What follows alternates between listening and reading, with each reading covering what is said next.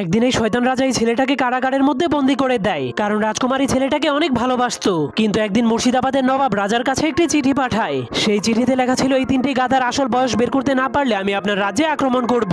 এজন্য রাজা নিজের রাজ্যকে বাঁচানোর জন্য বিজ্ঞানীদেরকে এই গাধাগুলো সঠিক বয়স বের করতে বলে, কিন্তু কেউ এই গাধাগুলোর সঠিক বয়স বলতে পারেনি। এজন্য রাজকুমারী লুকিয়ে লুকিয়ে সেই ছেলেটার কাছে গিয়ে বিষয়টা জানায়। তখন ছেলেটা বলে, তুমি গাধাগুলোকে 1, 2 এবং 3 বছর পুরনো রুটি খেতে দিবে, তাহলে গাধাগুলো নিজেদের বয়স অনুযায়ী সেখান থেকে রুটি খাবে। যার ফলে রাজা সেই গাধাগুলো সঠিক বয়স বের করতে পেরে রাজকুমারীর উপর অনেক খুশি হয়ে যায়। এটা দেখার পর নবাব অনেক রেগে রাজাকে আবার একটা চিঠি পাঠায়। সেই চিঠিতে লেখা ছিল, এই তিনটি ছুরির মধ্যে কোনটি সৈনিকের, কোনটি কৃষকের এবং কোনটি ভদ্রলোকের আপনাকে সঠিকভাবে খুঁজে বের করতে হবে। এবার ছেলেটা রাজকুমারীকে আগুন জ্বালিয়ে সেই ছুরিগুলোকে মাটিতে গেড়ে দিতে বলে। এরপর যেটার ভেতর থেকে রসুনের ঘ্রাণ বের হবে সেটা হবে কৃষকের, আর যেটার ভেতর থেকে সেন্টের ঘ্রাণ বের হবে সেটা হবে ভদ্রলোকের, এবং যেটার ভেতর থেকে রক্ত বের হবে সেটা হবে সৈনিকের। তখন সবগুলো সঠিক উত্তর দেখার পর নবাব হার মেনে যায়। এরপর রাজা রাজকুমারীর কাছ থেকে আসল